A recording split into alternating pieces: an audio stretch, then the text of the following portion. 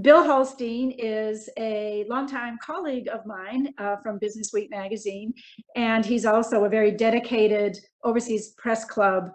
Well, it's really his life's work. If it weren't for Bill Holstein, there wouldn't be an Overseas Press Club. And he's perfect for hosting and moderating this program tonight because he has worked in Beijing and in Hong Kong. He wrote a book that came out a few years ago, The New Art of War, about China's deep strategy inside the United States. And he has a new book coming out soon. It's kind of autobiographical, right, Bill? It's about his time. It's called A Grand Strategy: Countering China, Taming Technology, and Restoring Media. And it's sort of about his lifelong work as a journalist and the various walks of the journalistic field that he has done. And it's coming out in April from Brick Tower Press. So I want to thank you, Bill, for doing this, and over to you for introducing the rest of your panel. Great. So let's get right to it with abbreviated introductions. We have Dr. O. Fu from the Taiwan's Institute for National Defense and Security Research, an independent think tank. Bonnie Glaser from the Center for Strategic and International Studies in Washington. And Tiff Roberts, who needs no introduction to those of us from the BusinessWeek world. He was in Beijing for 23 years. His book was called The Myth of Chinese Capitalism, affiliated with the Mansfield Center and also the Atlantic Council. So let's go to you, Dr. O, to start.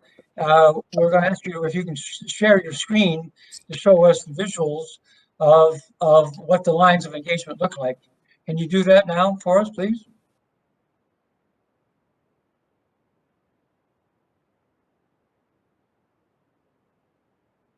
So tell us what we're seeing. Tell us what we're looking at, Dr. O. We can see it. Yes, we can see it.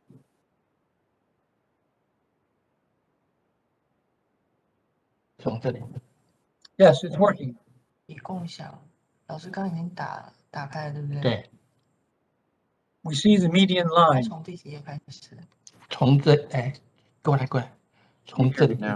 你先问他们有看到。Can you see the slide? Yes. Okay.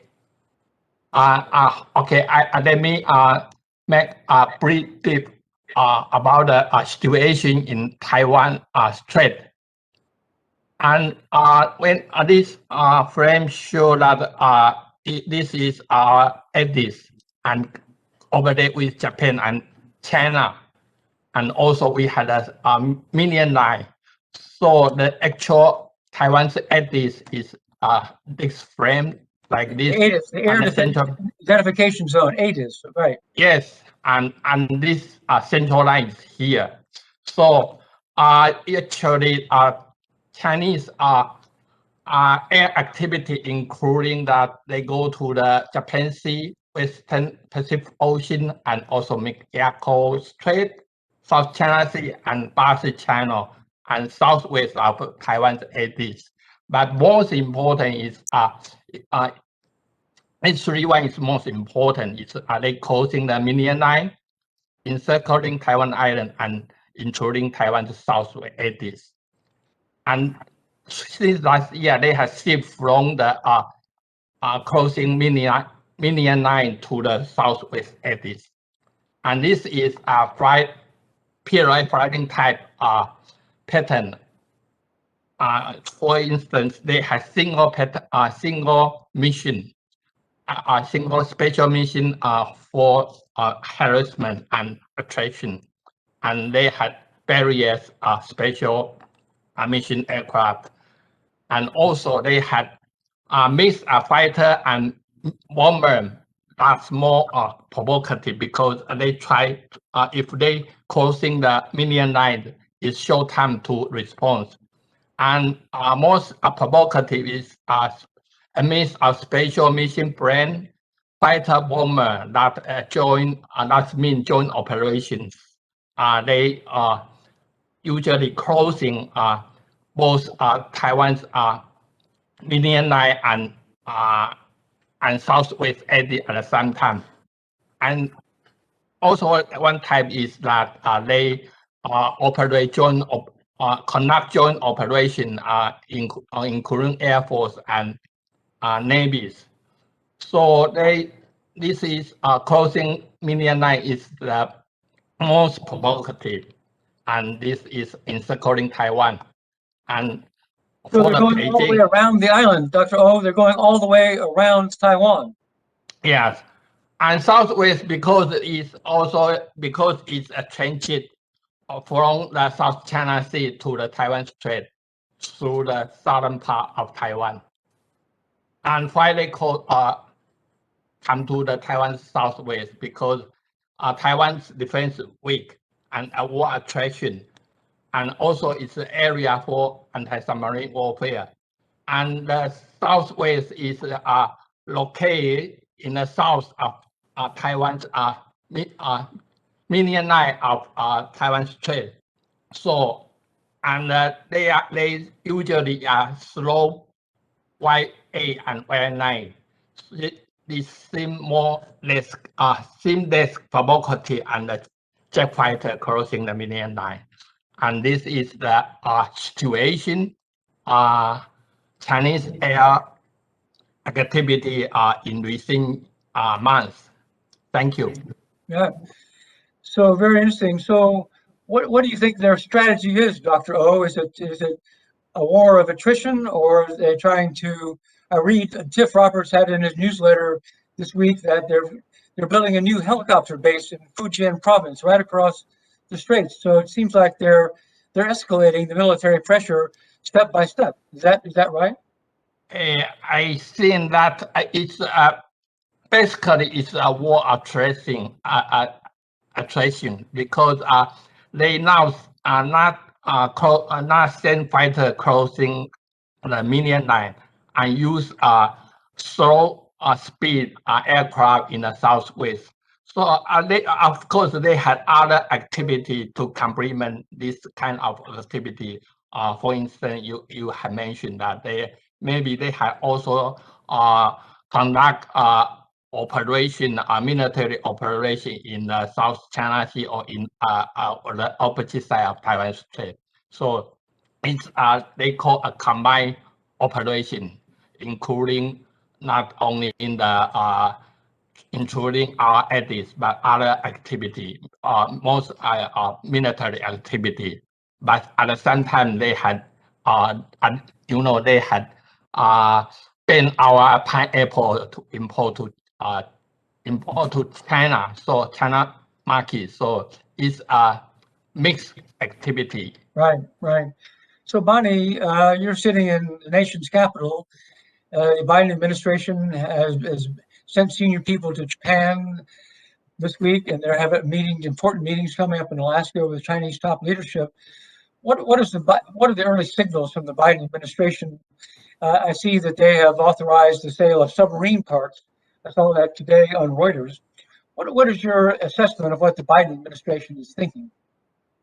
So maybe Dr. O can stop sharing his slides so that Okay. All right. we can focus on other issues. Dr. O, would you stop sharing your slides? Very good. 对。 So I will talk a little bit about what I see as the Biden administration's approach to Taiwan. There's a word that's being used quite frequently, and that is that U.S. support for Taiwan is rock solid. And in many ways, U.S. policy toward Taiwan doesn't look very different from that during the Trump administration.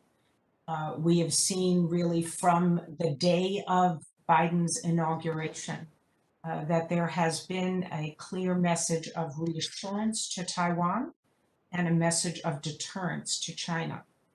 I'm going to cite a few examples of Biden administration policies that we've seen in the early days.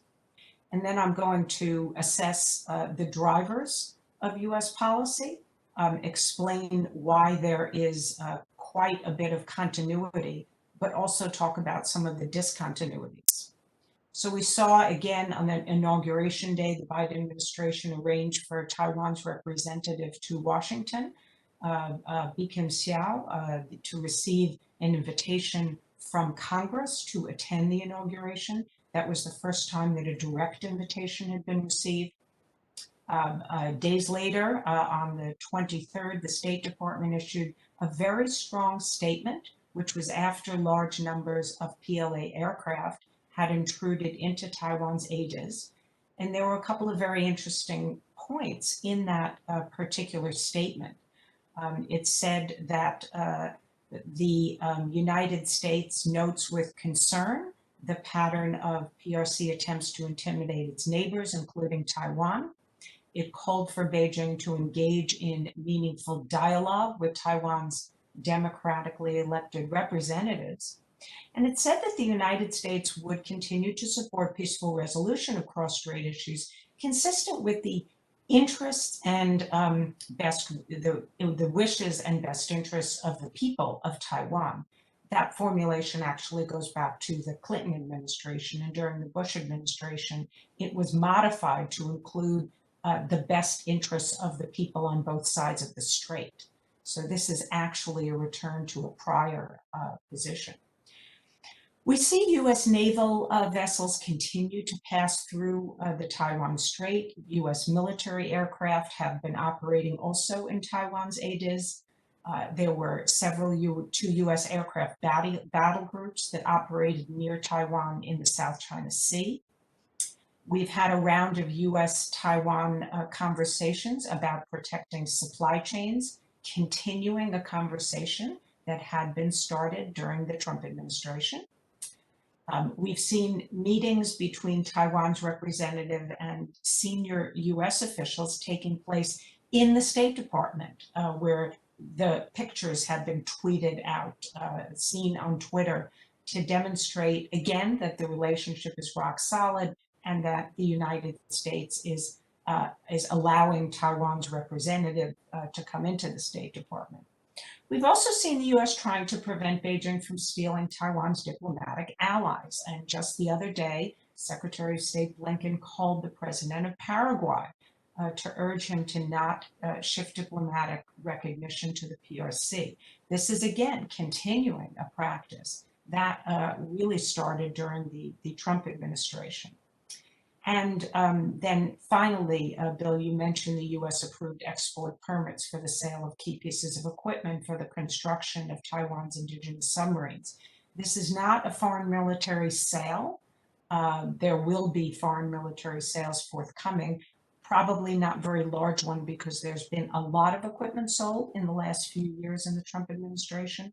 But I am quite confident that the arms sales will be approved on a regular and routine basis. They will be treated no differently than from any other countries. So why does the policy appear to be similar to that of the Trump administration? What are the drivers? Well, first is the concern about Chinese gray zone pressure on Taiwan. This is military, political, economic. It is aimed at reducing the confidence of the people in Taiwan in their government, causing them to lose hope and see no alternative future than unification with China. This is long-standing psychological warfare by the PRC against Taiwan. Secondly, there is growing concern about the erosion of conventional deterrence and potential Chinese miscalculation because of the ability of China to impose costs on intervening US military assets in a crisis. This is a function of the development of China's area access and anti-access area denial capabilities over the last several years that has enabled China to put at risk any US military assets operating basically within the first island chain. And we did hear the Indo-Pacific commander just the other day testifying before Congress talk about how conventional deterrence is eroded in a very dangerous way, and the United States is accumulating risk. There is bipartisan support for Taiwan and, of course, concern about China and its pressure on Taiwan, in addition to many other policies that China is pursuing. So this is yet another reason. There's a desire to reassure Taiwan that it's not isolated and to persuade it to invest more in its defense and to undertake defense reforms. This is also a bipartisan consensus. And finally, this issue is really broader than just China and Taiwan.